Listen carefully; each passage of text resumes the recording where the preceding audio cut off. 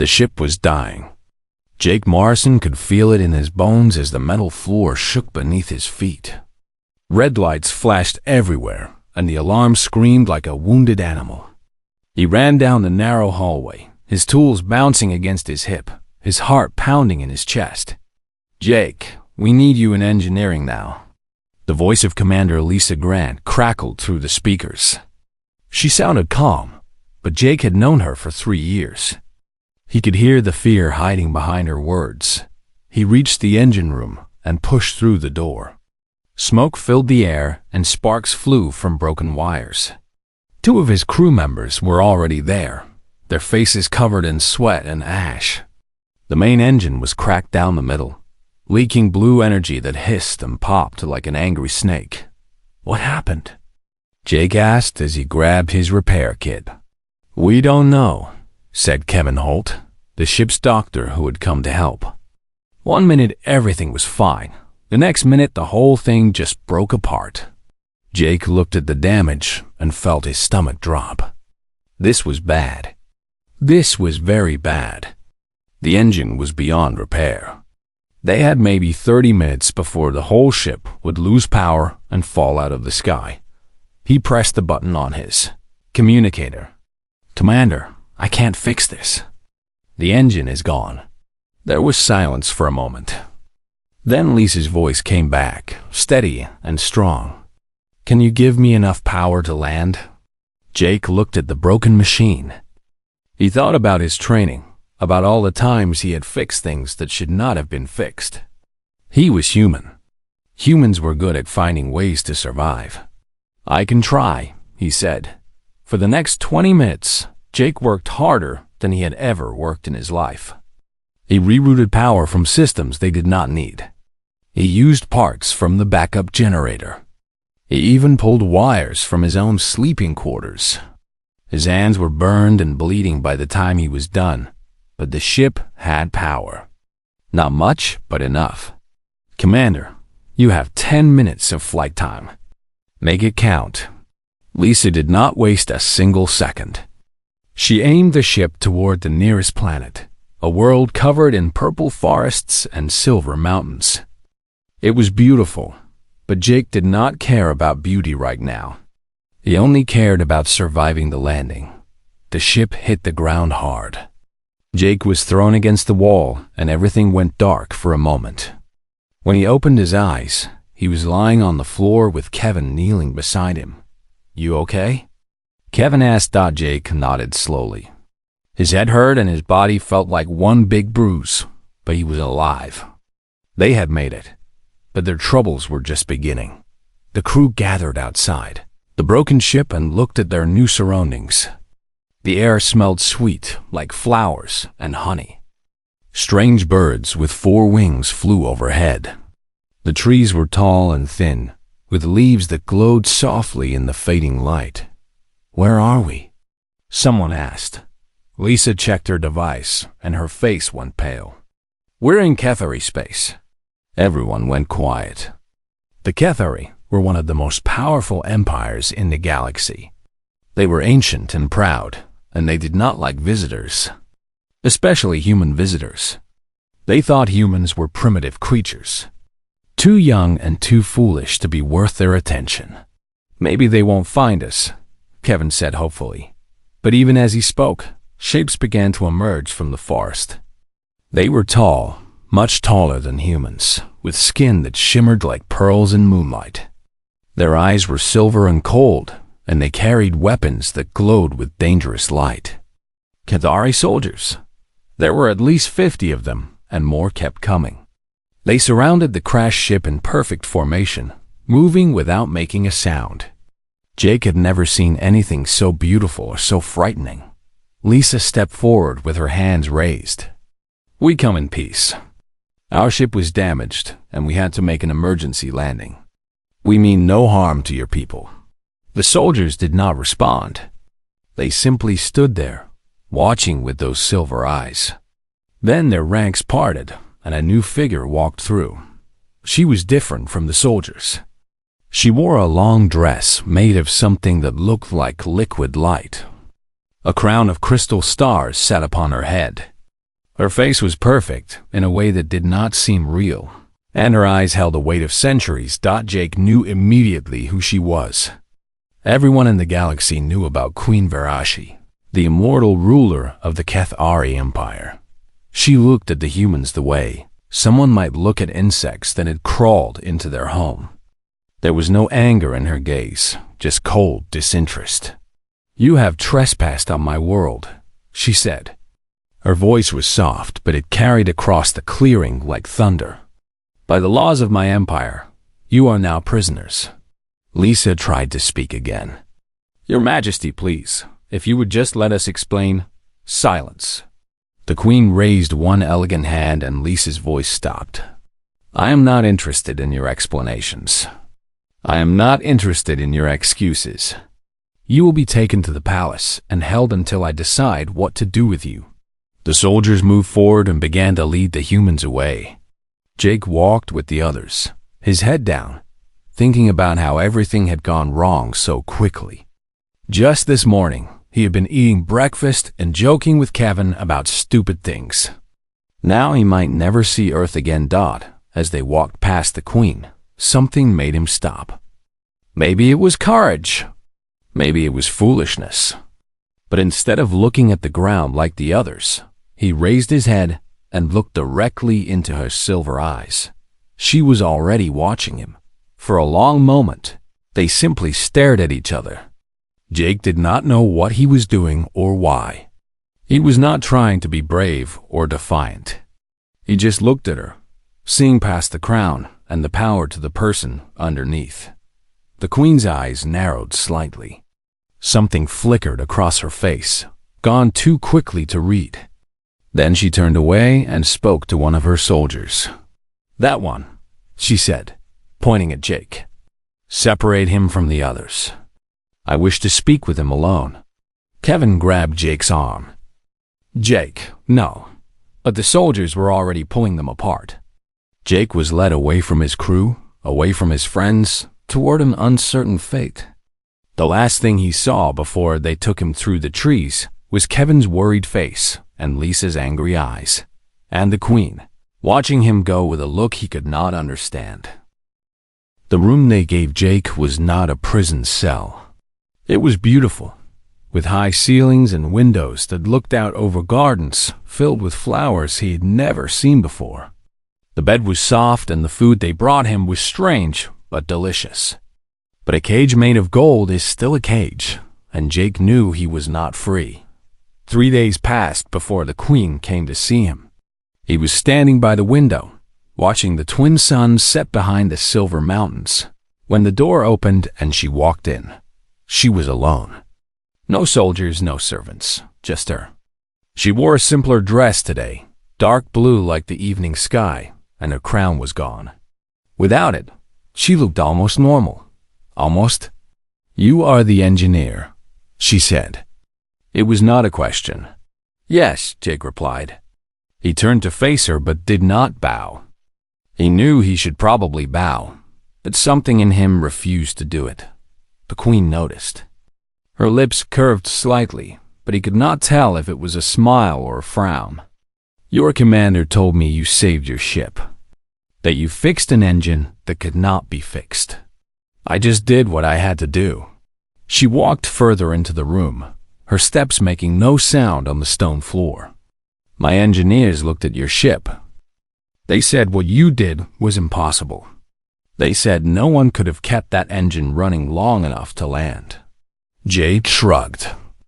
Humans are stubborn. We don't like being told something is impossible. The Queen stopped a few feet away from him. This close, he could see that her silver eyes had tiny flecks of gold in them, like stars in a metal sky. "Why did you look at me? When I ordered you taken prisoner, your people all looked at the ground. But you looked at me. Why?" It was a strange question, and Jake thought about it for a moment before answering. "I guess I wanted to see who was deciding my fate.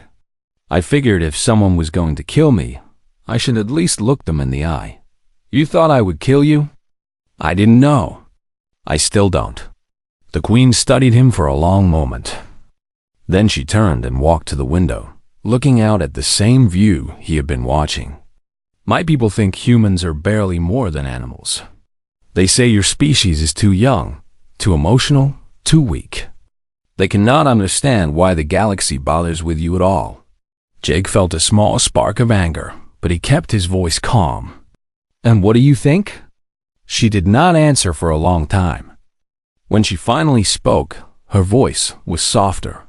I think any species that can survive what yours has survived deserves at least some respect. Your planet almost died many times. Your people fought wars against each other for centuries. And yet here you are, reaching for the stars. She turned to look at him. That requires a certain kind of strength. Jake was surprised. He had expected coldness, maybe cruelty. He had not expected this. Thank you, I think. It was not a compliment. It was an observation. But there was something different in her eyes now, something warmer. I have decided you will stay in the palace as a cultural observer. You will tell me about your people, their history, their customs, their way of seeing the universe. And my friends, my crew, they will remain in custody. For now, it was not a perfect answer, but it was better than nothing. Jake nodded. Okay, I'll tell you about humans. But I have one condition. The Queen's eyes widened slightly. Clearly, people did not give her conditions very often. You are not in a position to make demands. I know, but I'm asking anyway. Let me see my friends sometimes. Let me know they're okay. That's all I want. She stared at him for what felt like forever. Then, slowly, she nodded. Very well. Once a week, you may visit them, but only for 1 hour. Thank you. And so began a strange new chapter in Jake's life. Every day, the Queen would come to his room and they would talk. At first, she asked formal questions about human government and technology. But slowly, the conversations became more personal. Jake told her about Earth. He described the oceans, vast and blue, filled with creatures both beautiful and terrifying. He told her about snow, about the way it made the whole world quiet and white. He talked about music, playing her recordings from his personal device. She listened to songs about love and loss and hope, her silver eyes reflecting emotions he could not name. He told her about his family. His mother, who had died when he was young. His father, who had worked himself to exhaustion to give Jake a good life. His sister, who he had not seen in 5 years because space was big and travel was expensive. You miss them, the Queen said one evening. Your family. Every day, Jake admitted. But that's part of being human. We love people, and loving people means missing them when they're gone. The Cathari do not form such attachments, she said. We live for centuries. We learn early that caring too much only brings pain. Jake looked at her, really looked at her. He saw the loneliness hiding behind her perfect face, the weight of years spent on a throne with no one to truly know her. That sounds like a very lonely way to live. She did not answer. She did not need to. The days turned into weeks. Jake found himself looking forward to their conversations. The Queen was brilliant and curious, and once you got past her cold exterior, she could actually be quite funny. She had a dry sense of humor that caught him off guard sometimes, making him laugh when he least expected it. One night, she came to him in a panic. Her dress was torn, and there was blood on her hand. Before Jake could ask what happened, the door burst open and soldiers rushed in, weapons drawn. Assassins, one of them shouted. They're in the palace. We need to move the Queen to safety. But before anyone could move, a figure appeared in the window. A Cathari in black armor, holding a weapon aimed directly at the Queen's heart. Jake did not think. He simply moved. He threw himself in front of her just as the weapon fired. The blast hit him in the shoulder, and pain exploded through his body. He fell to the ground, hearing screams and shouts above him. The soldiers killed the assassin, but Jake barely noticed. The world was turning gray and cold. The Queen's face appeared above him. Her silver eyes were wide with shock, and for the first time since he had known her, she looked truly afraid. "Why?" she demanded. "Why would you do that? Why would you risk your life for me?" Jake tried to smile, but it came out as more of a grimace. Blood was soaking through his shirt, and every breath hurt. But he managed to speak, his voice weak and rough. "Because you didn't deserve to die today." Then everything went dark. Jake woke up in pain. His shoulder burned like fire, and his whole body felt heavy and wrong. He tried to move, but strong hands held him down. "Easy, easy," said a familiar voice. "Don't try to get up yet." Jake opened his eyes and saw Kevin's worried face looking down at him.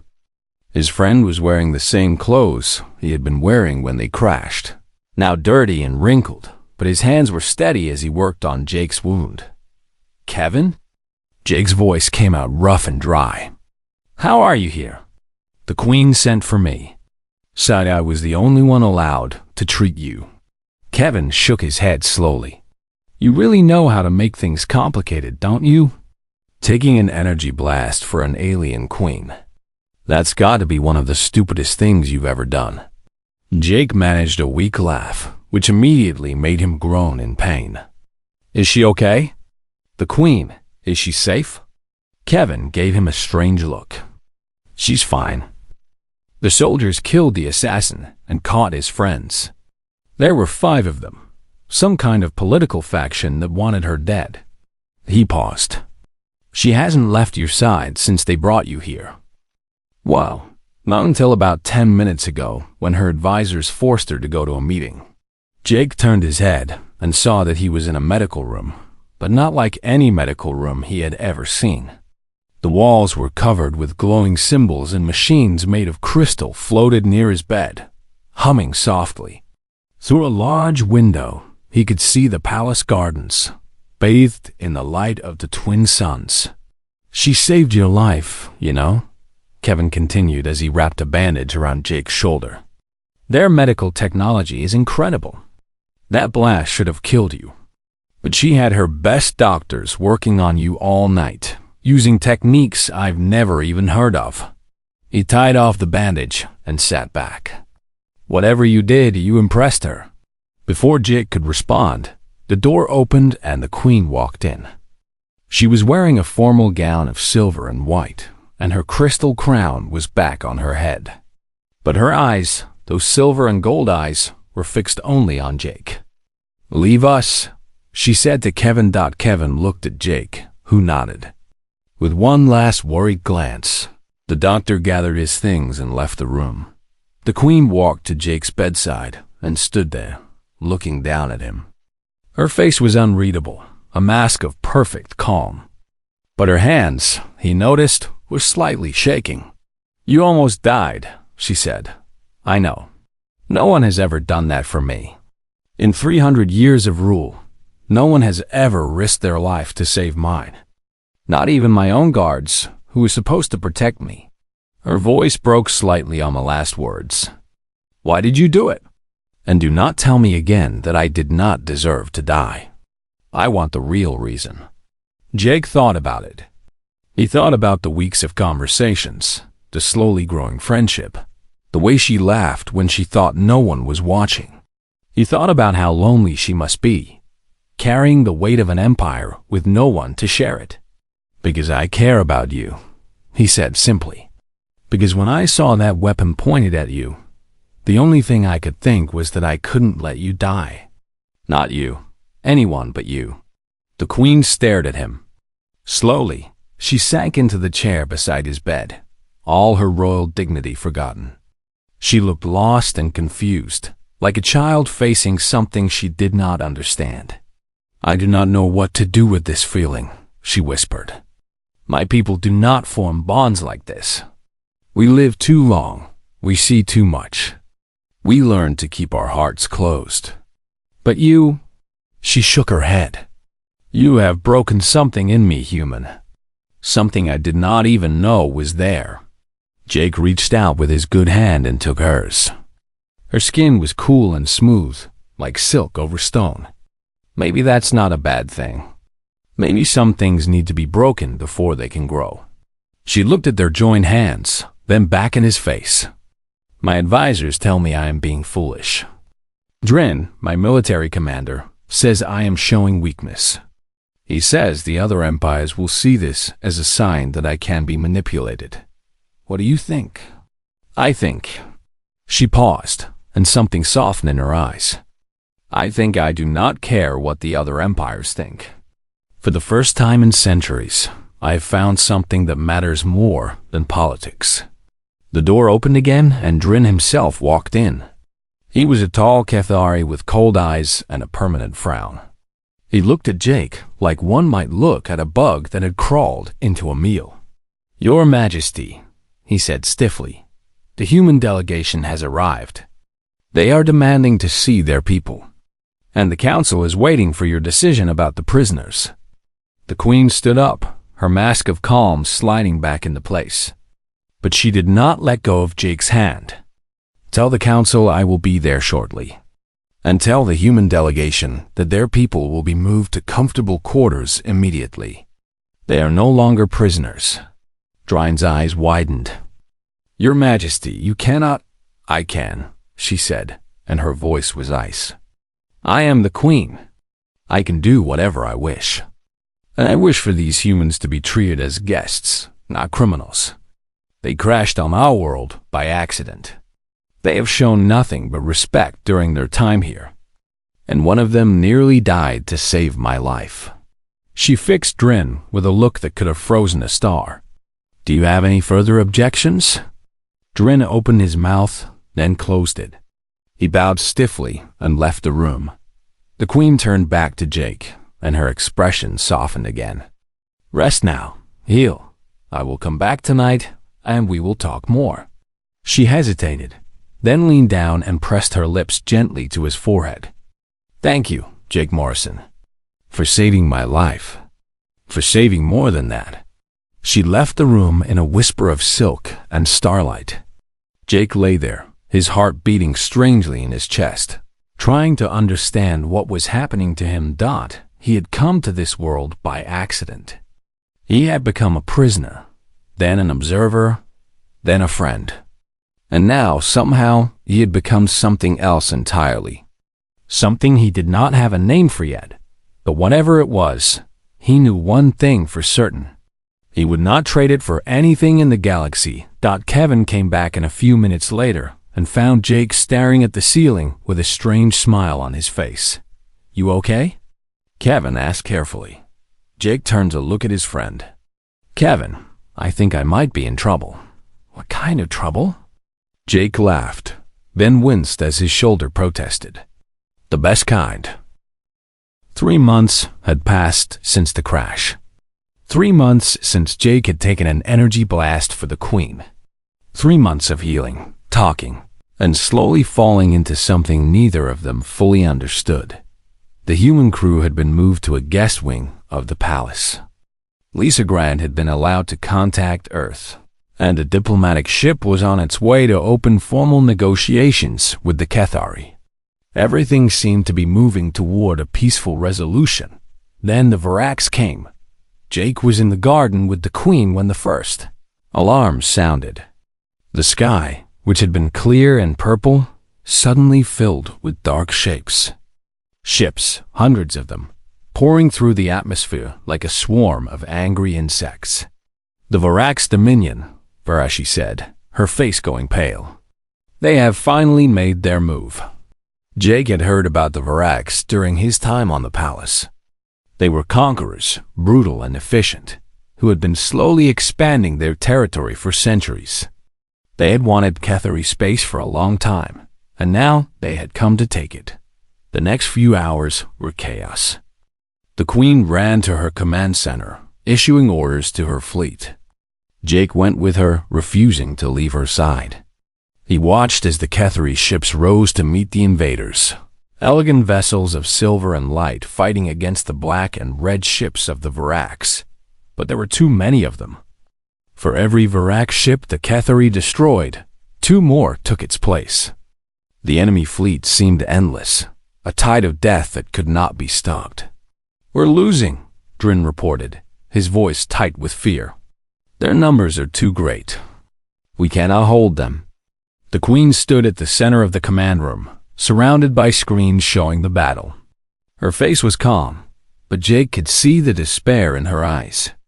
She had ruled for 300 years, and now she was about to watch her empire fall. "There has to be something we can do," Jake said.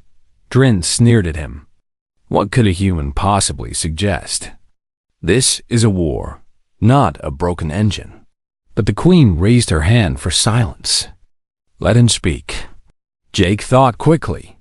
He had spent his whole life fixing things, finding solutions that others said were impossible.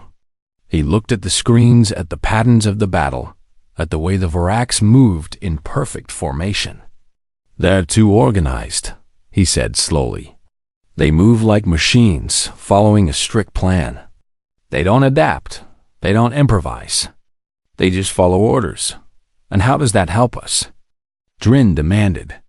"Because humans are the opposite," Jake said, his mind racing. "We're messy. We're creative. We do things that don't make sense. And right now, that might be exactly what you need." He turned to the Queen. "Let my crew join the fight. We don't have many ships, but we have pilots who trained in chaos. They know how to fight when nothing goes according to plan. And let me work with your engineers. I've seen your technology. It's beautiful, but it's too refined. Sometimes you need to break things to make them work better." The Queen looked at him for a long moment. Then she nodded. "Do it." The next few hours were the most intense of Jake's life. He ran to the engineering bay, where a team of Cathari engineers waited with skeptical expressions. They did not think a human could teach them anything. But Jake did not care about their opinions. He cared about winning. "Your weapons are precise," he told them. "But precision takes time.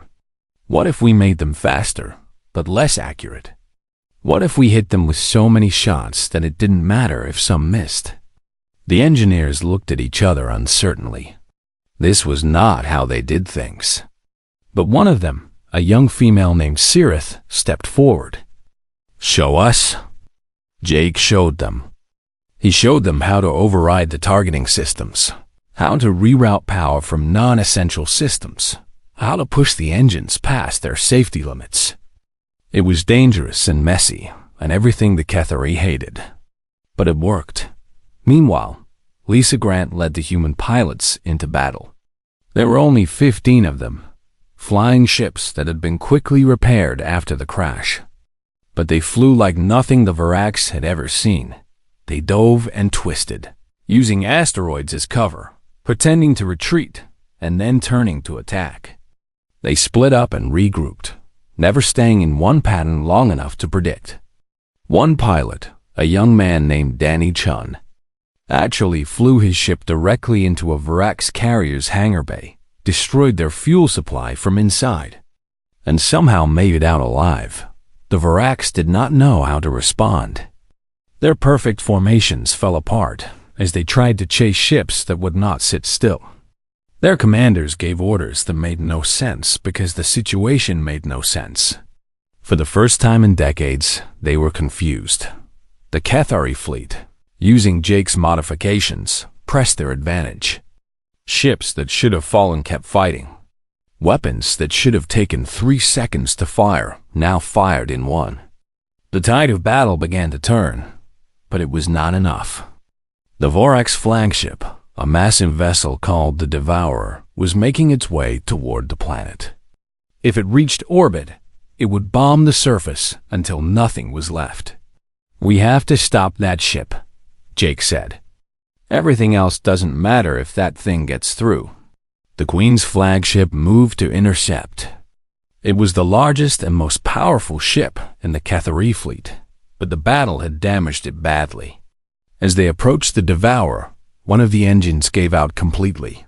"We have 10 minutes before they reach firing range," Drin reported. "We cannot fight them without that engine." Jake was already running toward the door. "I can fix it." "That's impossible," an engineer shouted. "The damage is too severe." "I've heard that before," Jake called back as he disappeared down the corridor.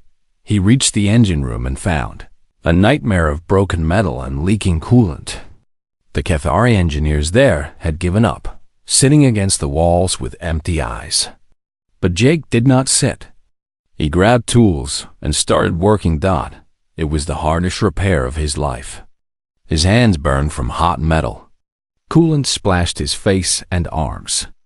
At one point, a panel exploded and threw him against the wall. But he got up and kept working. With 2 minutes left, the engine roared back to life.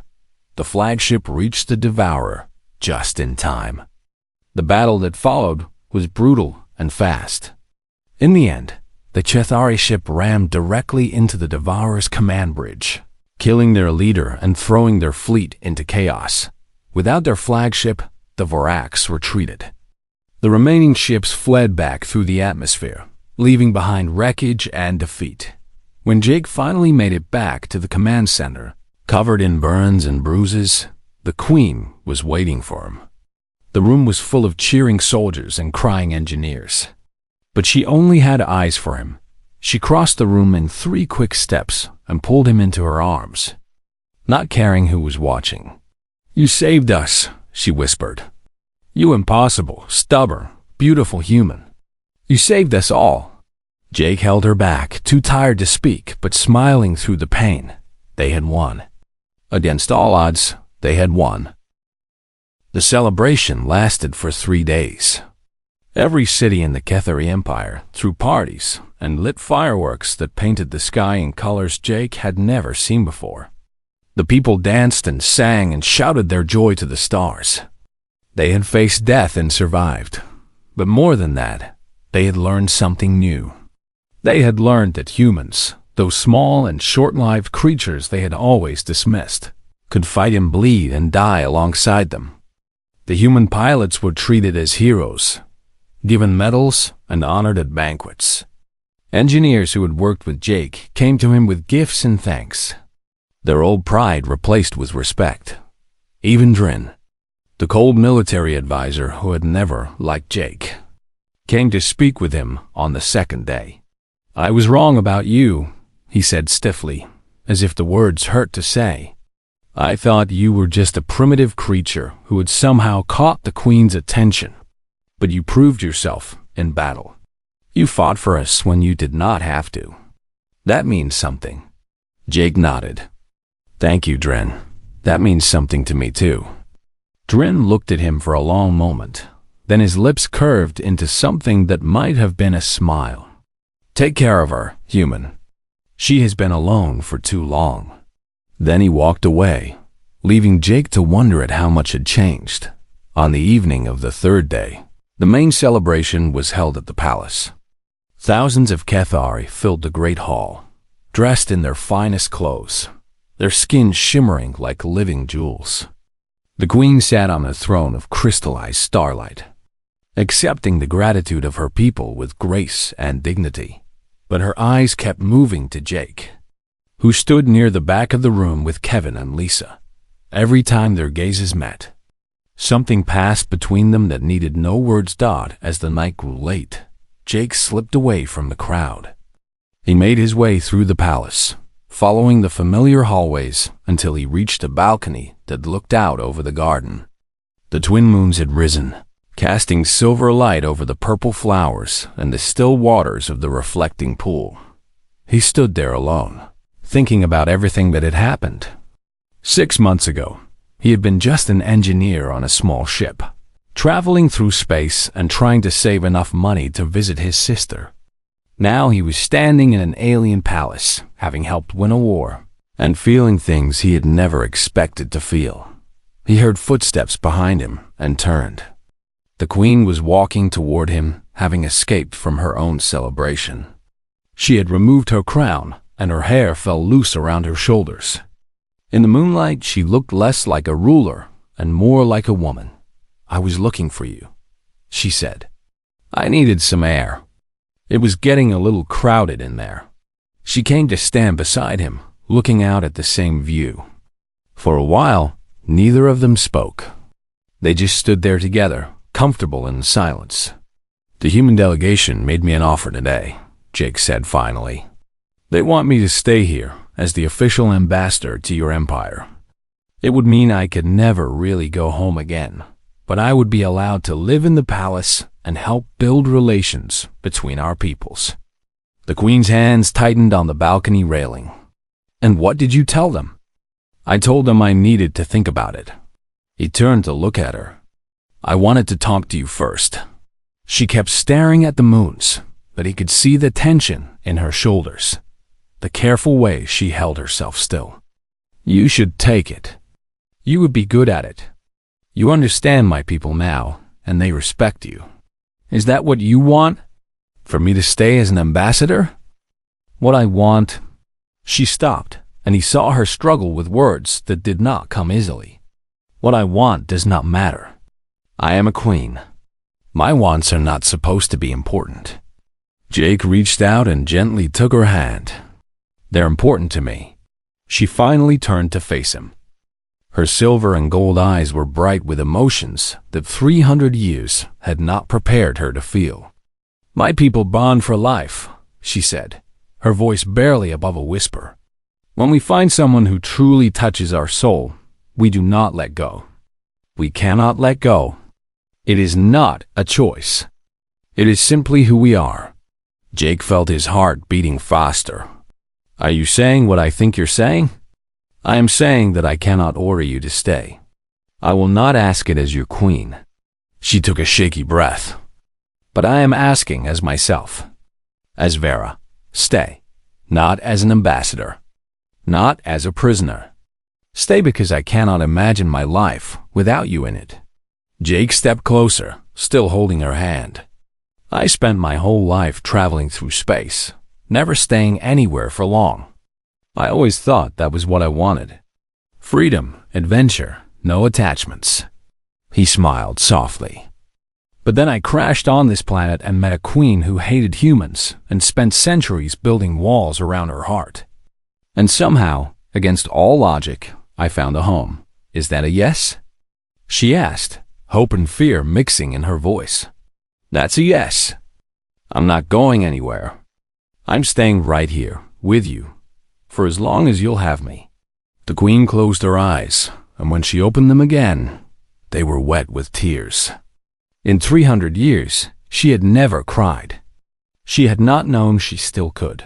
She stepped forward and wrapped her arms around him, pulling him close against her chest. Jake held her back, feeling her heartbeat against his, feeling the warmth of her body and the softness of her hair against his cheek. She was shaking, this ancient and powerful ruler, undone by a simple human engineer from a small planet called Earth. She held him like he was the most precious thing in her empire. Because he was. And then, her voice soft against his ear, she spoke the words that changed everything. "I'm yours now, human." Jake pulled back just enough to look into her eyes. He saw love there, real and deep and terrifying in its intensity. He saw the future, stretching out before them like an unexplored galaxy. He saw home. "And I'm yours," he said. Then he kissed her, there on the balcony under the twin moons, while the celebration continued in the great hall and the stars watched in silence. Somewhere in the universe, new alliances were being formed and old enemies were licking their wounds. Somewhere, history was being written about the humans who had fought alongside the Cathari and won. But here, in this moment, there was only the two of them. A queen who had finally found someone to share her eternity, and a human who finally found a place to belong. The galaxy was vast and full of wonders. But for Jake Morrison, standing in the arms of the woman he loved, there was no place he would rather be. He was home.